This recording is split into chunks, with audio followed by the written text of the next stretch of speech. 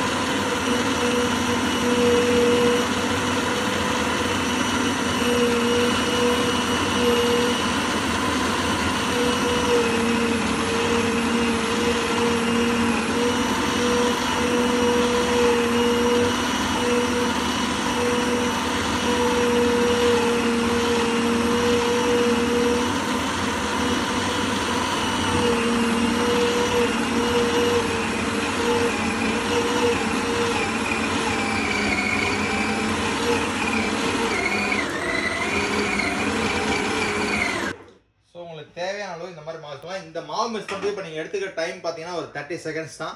So 30 செகண்ட்ஸில் வீட்டில் வந்து ஒரு 4 பேருக்கு சப்பாத்தி அளவு நம்ம மாவு மிக்ஸ் பண்ணிக்கலாம். 2 தடவை போட்டிங்கன்னா வீட்டில் எல்லாருமே சாப்பிட்ற அளவுக்கு மாவு மிக்ஸ் ஆகிடும். ஒரு 5 சப்பாத்தி பண்ணுறோன்னா 2 தடவை 3 தடவை போட்டு எடுத்தால் போதும். பாருங்கள், மாவு வந்து உங்களுக்கு தேவையான அளவு வீட்டில் தேட்டுற அளவு கூட அளவு மிக்ஸ் பண்ணிக்கலாம். தண்ணி வந்து இப்போ நான் எடுத்த இது ஃபுல்லோட வாட்டர் எடுத்திருக்கேன், அதில் ½ வாட்டர் யூஸ் பண்ணியிருக்கேன். ஸோ இந்த பாத்துக்கு வந்து இந்த அளவுக்கு நீங்கள் ஒரு தடவை பார்த்துட்டீங்கன்னா போதும். நெக்ஸ்ட் ½ கிளாஸ் தண்ணி இந்த அளவு மாவு ஊற்றினா போதும்.